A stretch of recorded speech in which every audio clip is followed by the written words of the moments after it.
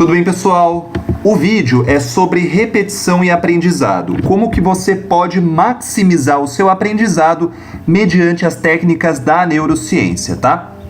Essa é uma curva interessante por um psicólogo muito famoso americano que ele criou esse gráfico. Então ele mostra que se você não praticar a repetição ou a revisão, veja, no primeiro dia você tem 100% do conteúdo retido, ou seja, você aprendeu 100% de determinado conteúdo.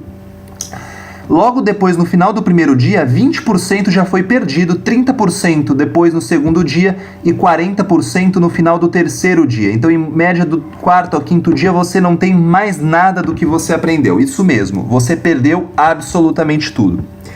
Isso levando em consideração que esse aprendizado foi eficaz e levando em consideração que você teve interesse pelo assunto. Essa situação pode se agravar quando você tem um estudante que tem inúmeros conteúdos para gravar. Então imagine um ensino médio, um ensino médico ou uma faculdade de engenharia, a quantidade de conteúdos, tá?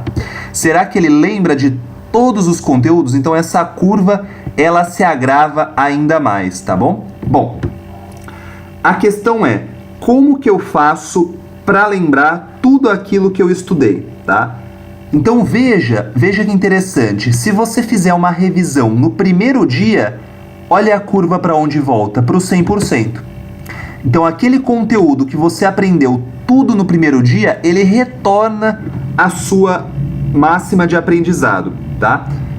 Então veja, no terceiro dia você vai ter uma outra queda e você vai revisar de novo, trazendo para o 100%.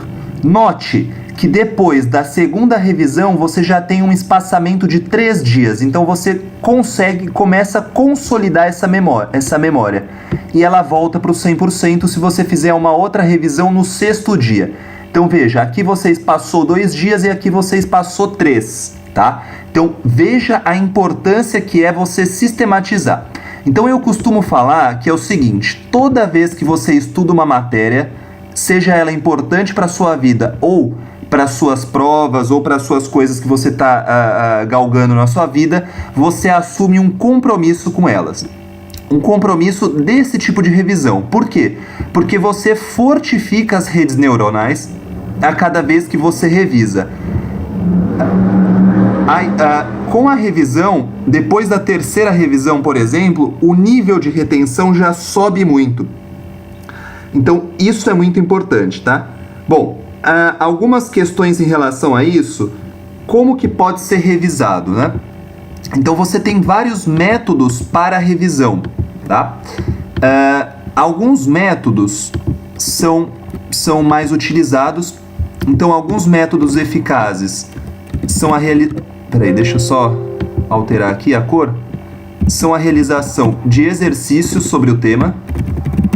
Então, aqui é interessante porque muitas pessoas fazem os exercícios logo após o término daquela matéria, mas é importante a realização dos exercícios como revisão, muito mais importante do que como fixação.